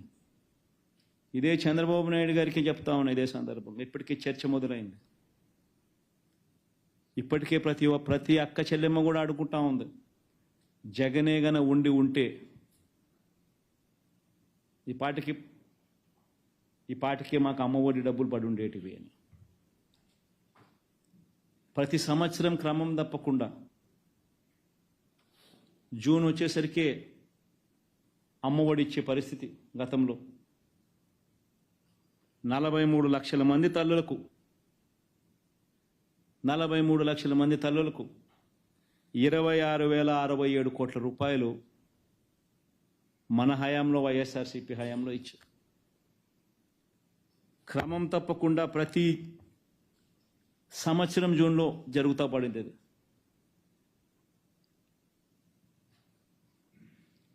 ప్రతి తల్లి అనుకుంటా ఉంది ఈరోజు. చంద్రబాబు నాయుడు ఏమన్నాడు, జగన్ అయితే ఒకే 15,000 ఇస్తాడు, ఆ 15,000లో కూడా తాను STF స్కూల్ మెయింటెనెన్స్ కోసము, వాళ్ళ పిల్లలు వెళ్ళే బాత్రూమ్ మెయింటెనెన్స్ కోసము 1,000 రూపాయలు దీనికి 1,000 రూపాయలు దానికి కట్ చేస్తున్నాడు. నేనైతే ఎంతమంది పిల్లలు ఉంటే అంతమందికి ఇస్తాము, నీకు 15,000, నీకు 15,000, నీకు 15,000, నీకు 15,000 అని చెప్పి పిల్లల్ని చూపించి, నీకు 15, నీకు 15, నీకు 15, నీకు 15 సంతోషమా అని అడగడము. వాళ్ళ అమ్మని చూపించి నీకు 18,000, వాళ్ళ ఇంట్లో ఎవరన్నా ఇంకా ఆడవాళ్ళు పక్కన ఉంటే నీకు 18,000. మీ ఎలక్షన్ క్యాంపెయిన్ అంతా మీరు ఇట్టే చేశారు. ఈరోజు ఆ తల్లులందరూ అడుగుతూ ఉన్నారు. 2 నెలలు అయిపోయింది మీ ప్రభుత్వం వచ్చి,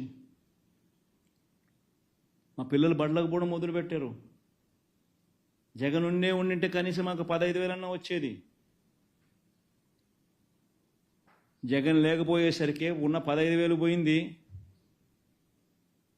ఇస్తా ఉన్న 15,000 పోయింది. అమ్మఒడి అని పేరు మార్చి దానికి తల్లికి వందనం అని చెప్పి పేరు పెట్టారు. తల్లికి వందనం అని పేరు పెట్టినారు, ఆ తల్లికి శతకోపం పెడతా ఉన్నారు అని ప్రతి తల్లి ఈరోజు అడుగుతూ ఉంది. ఎంతమంది పిల్లలుంటే అంతమందికి అని చెప్పి ఏకంగా ఎన్నికల మేనిఫెస్టోలో పెట్టి, ఈరోజు వెంటనే మళ్ళీ అధికారంలోకి వచ్చిన తర్వాత ఎంతమంది పిల్లలు అని చెప్పి పోయేసి పక్కకు వెళ్ళిపోయే జీవో, ఎంతమంది పిల్లలు అనేది పక్కకు పోయి తల్లులు వచ్చేస్తుంది. అక్కడ కూడా మళ్ళీ మోసం. పోనీ అదన్నా కానీ మళ్ళీ ఇస్తారంటే అది లేదు. 43 లక్షల మంది తల్లులకు ఎదురు చూస్తా, 40 లక్షల మంది రాష్ట్రంలో 43 లక్షల మంది తల్లులకు వైఎస్ఆర్సీపీ ఇస్తే 84 లక్షల మంది పిల్లలకు మేలు జరుగుతూ ఉంది. ఈరోజు ఏముంది మీరు కనుక్కునేదానికి, డేటా అంటారు. ఏముందా డేటా? స్కూళ్ళు తెరిచినాయి. స్కూల్లో ఎంతమంది చదువుతూ ఉన్నారో, గ్రామ సచివాలయంలో 10 మంది పిల్లలు అక్కడే ఉండరు. ప్రతి 2,000 జనాభాకు గ్రామ సచివాలయం ఉంది.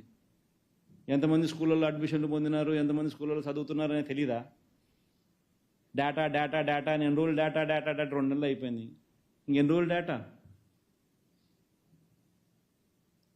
43 లక్షల మంది తల్లులు, 84 లక్షల మంది పిల్లలు, ఇది డేటా. 84 లక్షల మంది ఇంటూ 15,000, అది నీ డేటా నువ్వు వేయాల్సింది. తల్లులు ఎదురు చూస్తూ ఉన్నారు, ఇంతవరకు ఇవ్వాల. జగనే ఉంటే ఈ పాటికి వచ్చి ఉండేదని ప్రతి తల్లి మాట్లాడుతూ ఉంది ఈరోజు. ఇప్పటికే ప్రజలంతా కూడా, ఇప్పటికే రైతన్నలందరూ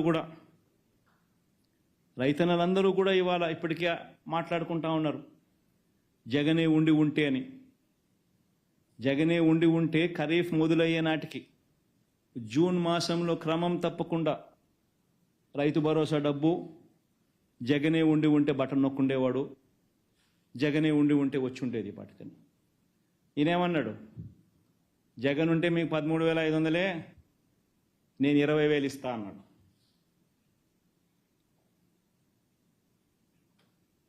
నువ్వు 20,000 ఇస్తావని చెప్పి ఎదురు చూస్తూ ఉన్నారు. 20,000 కదా దేవుడు ఎరుగు, ఉన్న 13,500 పోయింది అని ప్రతి రైతన్న ఈరోజు బాధపడతా ఉన్నాడు.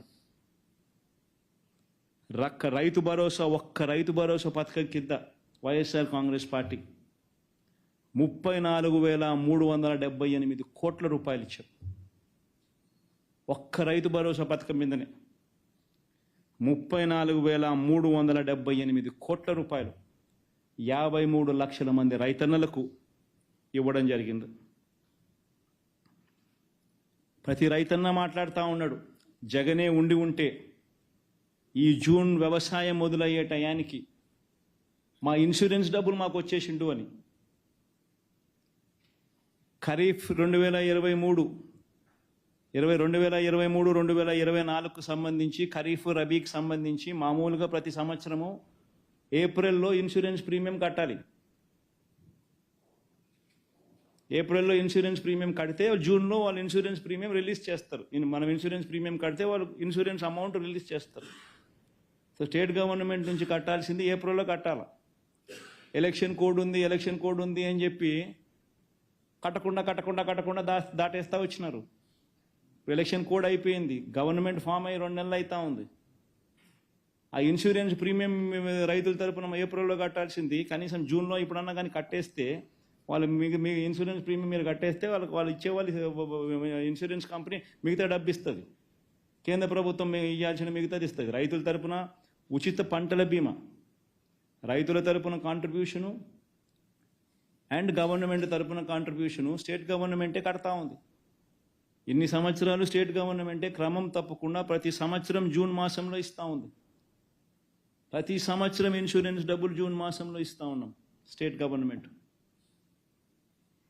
ఈరోజు జూన్ అయిపోయింది, జూలైలోకి వచ్చినాం. ఏప్రిల్లోనే కట్టుంటే 1 నెల వాళ్ళు వెరిఫికేషన్ చేసుకుంటారు, ఇచ్చేస్తారు. కనీసం ఇప్పుడైనా కానీ కట్టే కార్యక్రమం చేస్తే కనీసం ఆ ఇన్సూరెన్స్ ప్రీమియం డబ్బులన్నా వస్తుంది. ప్రతి సంవత్సరం ఏప్రిల్లో ఇన్సూరెన్స్ ప్రీమియం గవర్నమెంట్ కట్టేది. ఎలక్షన్ కోడ్ అని చెప్పి కట్టకుండా ఆపిచ్చారు. అది మీ ప్రభుత్వమే, ఈ ప్రభుత్వమే.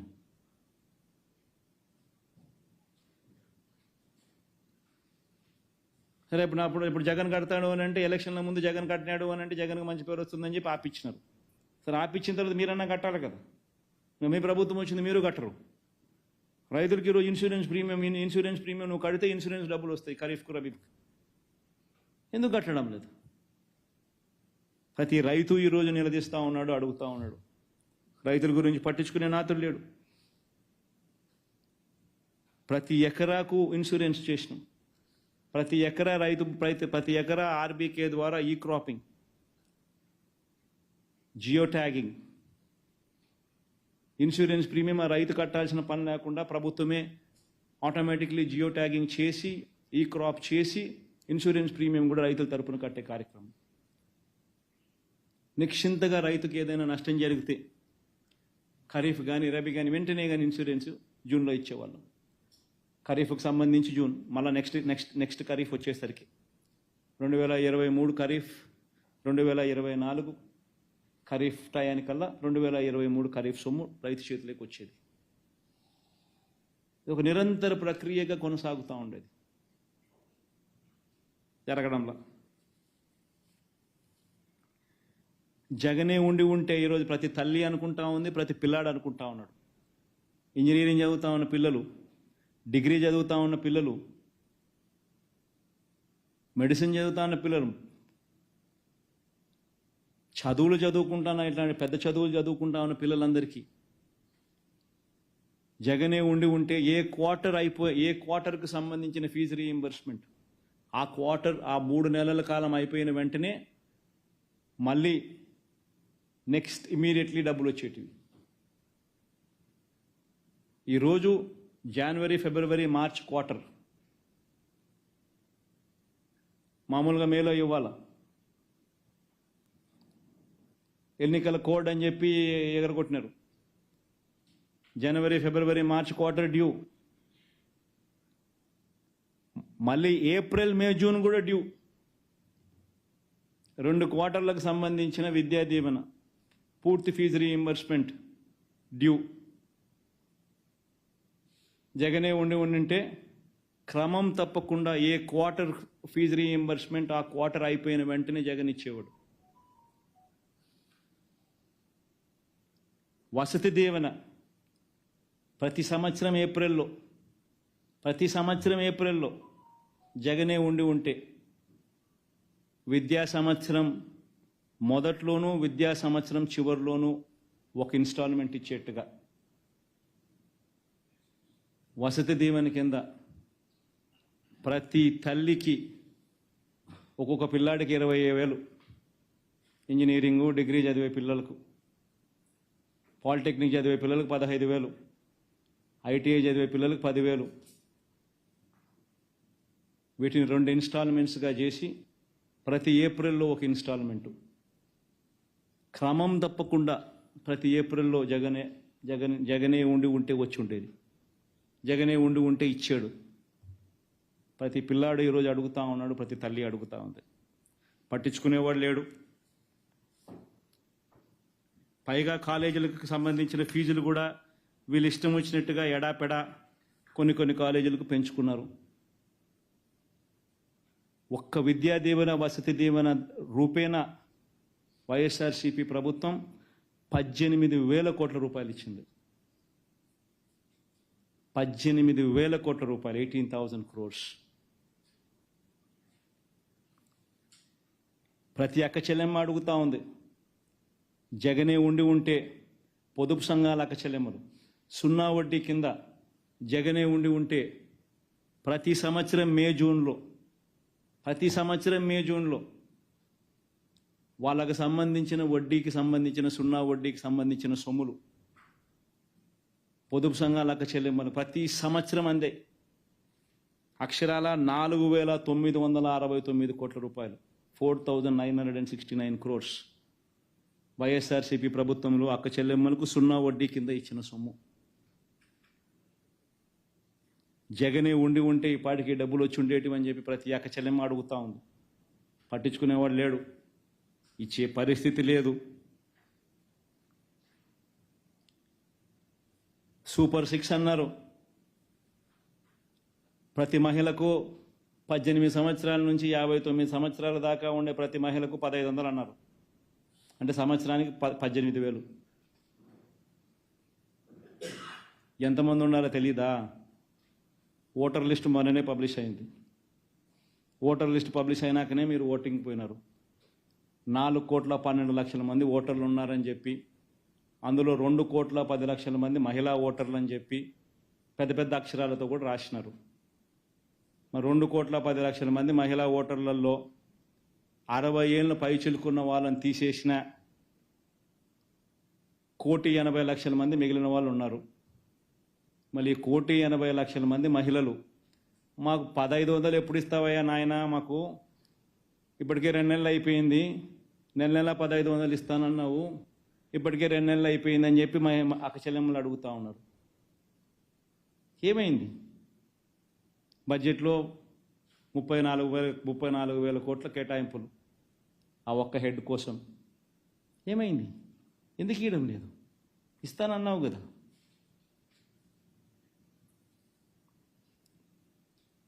ప్రతి నిరుద్యోగికి 3,000 అన్నావు. ప్రతి నిరుద్యోగికి 3,000 అన్నావు. 1,60,00,000 ఇళ్ళు ఉన్నాయి రాష్ట్రంలో. ఆ ఇళ్లలో నుంచి ప్రతి నిరుద్యోగి అడుగుతాన్నాడు, నా 3,000 ఎప్పుడు ఇస్తున్నామని. బడ్జెట్ లేదు, కేటాయింపులు లేదు, ఇచ్చేది లేదు. చివరికి మత్స్యకార భరోసా, అది ఎప్పుడు అసలు మత్స్యకార భరోసా అనే పథకం ఏంది? వేట నిషేధ సమయంలో ఆ మత్స్యకారులు ఇబ్బంది పడకుండా ఆ కుటుంబాలు ఇబ్బంది పడకుండా వాళ్ళకి ఇచ్చే సొమ్ము. జగనే ఉంటే 10,000 రూపాయలు ఆ ఏప్రిల్ 15 నుంచి జూన్ 15 లోపు ప్రతి సంవత్సరం క్రమం తప్పకుండా జగన్ ఇచ్చాడు. నువ్వు 20,000 ఇస్తానన్నావు, జగన్ 10 కాదు నేను 20 ఇస్తానన్నావు. జూన్ 15 దాటిపోయి నెల అయిపోయింది, నెలన్నర అయిపోయింది, దగ్గర దగ్గర నెల నెల దాటిపోయింది. ఆ డబ్బు వాళ్ళకు ఇవ్వాల. ఇవన్నీ అంశాలను ప్రశ్నించడానికి ప్రజలు సన్నద్ధమవుతారని భయపడి, రోడ్డెక్కుతారని భయపడి ఈరోజు వైట్ పేపర్ల పేరుతో రోజుకొక వైట్ పేపర్ అంటావు, రోజుకొక అబద్ధం ప్రచారం చేస్తూ ఉన్నావు, రోజుకొక టాపిక్ డైవర్షన్. ఏ రకంగా కరెక్ట్? ఇది న్యాయమా మనం చేస్తూ ఉండేది? ప్రతి ఒక్కరం కూడా ఆలోచన చేయాలి. వీళ్ళు చేస్తూ ఉన్న వైట్ పేపర్స్లో నుంచి ముఖ్యమైన అంశాలు మాట్లాడతాం. పోలవరం గురించి మాట్లాడారు. అసలు నిజంగా నేను ఒకసారి ఆలోచన చేయాలి, అసలు పోలవరం అనే సబ్జెక్ట్ ఏమిటి అని. పూర్తి డ్యామ్ ఫోటో ఏం ఒకసారి చూపించు. ఒకసారి పోలవరం అన్నది, ఇది పోలవరం ప్రాజెక్టు, ఇది స్పిల్వే. అందరు ఈ ఫోటో ఒకసారి గమనించండి ఒకసారి, ప్రతి ఒక్కరు కూడా. ఎందుకంటే అసలు అర్థం కావాలి సార్ పోలవరం అనేది ఏమిటి అనేది, ఏం తప్పులు జరిగినాయి అనేది. ఈ పోలవరం అనేది, ఇది పోలవరం ప్రాజెక్టు. ఈ స్పిల్వే ప్రాజెక్ట్, ఈ ముందర మీ ఫోటోలో కనిపించేది స్పిల్వే. ఈ స్పిల్వే అనేది పూర్తి అవుతేనే నీకు అటువైపున నువ్వు డ్యామ్ కడితే ఆ డ్యామ్ నువ్వు కట్టినప్పుడు నీళ్లు నిలుస్తాయి. ఆ నీళ్లు డైవర్ట్ అయ్యి ఈ స్పిల్వే గేట్ల ద్వారా నీళ్లు బయటికి రావాలి. అలా రాకపోతే ఆ నీళ్లు ఎక్కడికి పోతాయి? చంద్రబాబు నాయుడు ఏం చేసినాడు? ఈ స్పిల్వే పనులు పూర్తి చేయలే. ఫౌండేషన్ లెవెల్లోనే ఆ స్పిల్వే పనులు ఆపేసినాడు. ఎందుకు స్పిల్వే ఫోటో చూపించాము ఒకసారి. ఫౌండేషన్ లెవెల్లోనే ఆపేసినాడు. ఇప్పుడు నెక్స్ట్ ఇంకో ఫోటో. అది ఒక వైపున ఆపేసి రెండో వైపున కాఫర్ డ్యామ్ కట్టడం మొదలుపెట్టాడు. కాఫర్ డ్యామ్ అంటే ఏంది? వాటర్ ఫ్లోను ఆపి నువ్వు మెయిన్ డ్యామ్ పనులు చేసుకునే స్ట్రక్చర్ను కాఫర్ డ్యామ్ అంటారు. సో కాఫర్ డ్యామ్ అనేది ఫస్ట్ కాఫర్ డ్యామ్ కడుతున్నావు, తర్వాత గ్యాప్ ఇచ్చి ఇంకొక కాఫర్ డ్యామ్ ఇటువైపున కడుతున్నావు. ఎందుకంటే నీళ్ళు అటువైపు నుంచి రాకూడదు కాబట్టి. మధ్యలో నువ్వు మెయిన్ డ్యామ్ కడతావు. ఈ రెండు కాఫర్ డ్యామ్ స్ట్రక్చర్స్ మధ్యలో నువ్వు మెయిన్ డ్యామ్ కడతావు. That is rock filled main dam కడతావు. అది డిజైన్. ఈ కాఫర్ డ్యాములు అనేది ఎందుకు కడతావు? ఆ మెయిన్ డ్యామ్ పనులకు నువ్వు అబ్స్ట్రక్షన్ లేకోకుండా, నీళ్లు రాకుండా పని ఫెసిలిటేట్ చేయడం కోసం నువ్వు కడతావు. ఈ రెండు మెయిన్ కాఫర్ డ్యాములు అనేది నువ్వు ఎప్పుడు కట్టాలి?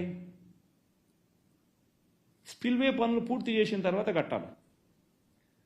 నువ్వేం చేసినావు? ప్రీవియస్ స్లైడ్కి పోమ్మా. స్పిల్వే పనులు పూర్తి కాకుండా ఫస్ట్ ఫోటోకి పోమ్మా. స్పిల్వే పనులు పూర్తి కాకుండా కాఫర్ డ్యామ్ కట్టడం మొదలుపెట్టాం. ఒకవేళ ఆ కాఫర్ డ్యామ్ నువ్వు పూర్తిగా కట్టేసి ఉంటే నీళ్ళు ఎక్కడికి పోతాయి? నీళ్ళు ఎలా పోతాయి బయటికి?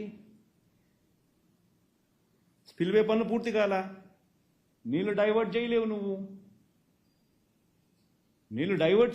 ఎందుకంటే స్పిల్వే పనులు పూర్తి కాలేదు. నువ్వు కాఫర్ డ్యామ్ పూర్తి చేసేసిందంటే నీళ్ళు ఎక్కడికి పోతాయి? ఎలా పోతాయి? సో నీళ్ళు ఎక్కడికి పోతాయి, ఎలా పోతాయి అనే దానికి సమాధానం లేదు. కాబట్టి ఏం చేసావు? కాఫర్ డ్యామ్లో గ్యాప్లు ఇడిచిపెట్టేసినావు. అదిగో గ్యాప్లు కనిపిస్తా ఉన్నాయి చూడు. ఆ కాఫర్ డ్యామ్స్లో, రెండు కాఫర్ డ్యామ్స్లో మా మాదిరి గ్యాప్లు ఇడిచిపెట్టేసినాం నీళ్ళు పోవడానికి. మరి నీళ్ళు ఎలా పోతాయి? ఆ గ్యాప్లో నుంచి పోవాలి కదా. సో 2,400 మీటర్ల విస్తీర్ణం ఉన్న గోదావరి నది, 2,400 మీటర్ల విస్తీర్ణం ఉన్న గోదావరి నది కేవలం ఈ చిన్న గ్యాపుల నుంచి నీళ్లు ప్రవహించాల్సి వచ్చింది. ఎందుకంటే మిగతా చోట కాఫర్ డ్యామ్ అడ్డం ఉంది. స్పిల్వే పనులు కాల, స్పిల్వే పైపు నుంచి నీళ్లు రావు. సో ఆ 2 గ్యాపుల నుంచి నది పోవాల్సి వచ్చింది. సో ఏమవుతుంది, 2400 మీటర్ల విస్తీర్ణంలో పోవాల్సిన గోదావరి నది కాఫర్ డ్యామ్ ఉంది కాబట్టి మధ్యలో గ్యాపుల్లో నుంచి పోవాల్సి వచ్చింది. సో ఆ గ్యాపుల్లో మాత్రమే నది పోయేసరికి ఏమైంది, వెలాసిటీ పెరుగుతుంది, విస్తీర్ణం తగ్గింది, ఆటోమేటిక్లీ వెలాసిటీ పెరుగుతుంది. వెలాసిటీ పెరిగితే ఏమవుతుంది, స్కౌరింగ్ జరుగుతుంది. స్కౌరింగ్ జరిగింది. స్కౌరింగ్ జరిగితే ఏమైంది, కింద 22 మీటర్ల నుంచి 33 మీటర్ల డైఫ్రమ్ వాల్, అంటే కాఫర్ డ్యామ్ కింద ఉన్న స్ట్రక్చర్ను, ఫౌండేషన్ స్ట్రక్చర్ను డైఫ్రమ్ వాల్ అంటారు. It is nothing but foundation. పైన వచ్చేది కాఫర్ డ్యామ్, కింద వచ్చేది డైఫ్రమ్ వాల్, ఫౌండేషన్ మొత్తం ఎగిరిపోయినాయి స్కౌరింగ్ జరిగి. పైగా చంద్రబాబు నాయుడు చేసి తప్పేంది, కాఫర్ డ్యామ్లో ఒకవైపున మొదలుపెట్టినట్టుగానే మెయిన్ డ్యామ్ కూడా మొదలుపెట్టాడు. 2 కాఫర్ డ్యాములు పూర్తి చేయకుండా మధ్యలో మెయిన్ డ్యామ్ కూడా మొదలుపెట్టాడు.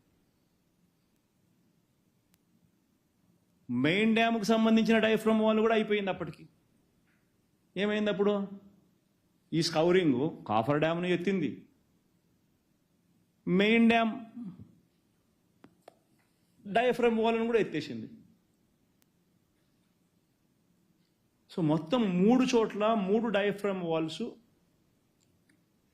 ఈ గ్యాపుల్లో నుంచి నీళ్లు పోవాల్సిన పరిస్థితులు పోక తప్పలేదు కాబట్టి వెలాసిటీ ఆఫ్ ది వాటర్ పెరిగి స్కౌరింగ్ వల్ల పూర్తిగా ఎత్తేసింది. అసలు ఎవడన్నా బుద్ధునోడు ఎవడన్నా కానీ ఇది చేస్తాడా? మీరే ఆలోచన చేయండి. అందరూ విఘ్నత కలిగిన డిగ్రీలు చదువుకున్న జర్నలిస్టులు మీరంతా. ఒక ప్రాజెక్ట్ కట్టేసరికి ప్రణాళికాబద్ధంగా కట్టాలి. ఫస్ట్ స్పిల్వే అయిపోవాలి, so that diversion of water can take place when the coffer dam is put in place. Spillway పనులు పూర్తి కాకముందే కాఫర్ డ్యామ్ పనులు మొదలు పెడతావు. కాఫర్ డ్యామ్ కన్నా పూర్తయితే స్పిల్వే వైపు నుంచి నీళ్లు మళ్లించే అవకాశం లేదు కాబట్టి కాఫర్ డ్యామ్లో గ్యాప్లు ఇచ్చి పెడతావు.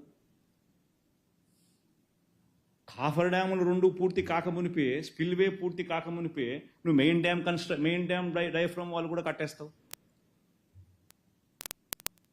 సో నీళ్ళు ఆటోమేటిక్లీ తక్కువ గ్యాప్లో నుంచి వచ్చేసరికి వెలాసిటీ ఆఫ్ ది వాటర్ పెరిగి స్కౌరింగ్ జరుగుతుంది.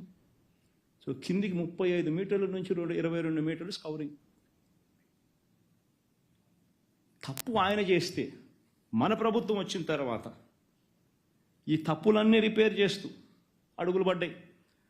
అసలు ఫస్ట్ ఆఫ్ ఆల్ ఈ డ్యామ్ కన్స్ట్రక్షన్ చంద్రబాబు నాయుడు తీసుకోవడమే చేసిన మొదటి తప్పు.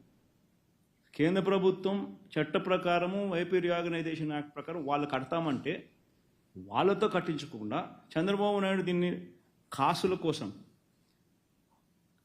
కమిషన్ల కోసం కన్స్ట్రక్షన్ యాక్టివిటీ ఈయన తీసుకున్నాడు. తీసుకుని 2013 ఈయన తీసుకునిందే, ఈయన ప్రభుత్వం వచ్చింది 2019 వచ్చింది, 2014 వచ్చింది, సారీ 2014 వచ్చింది.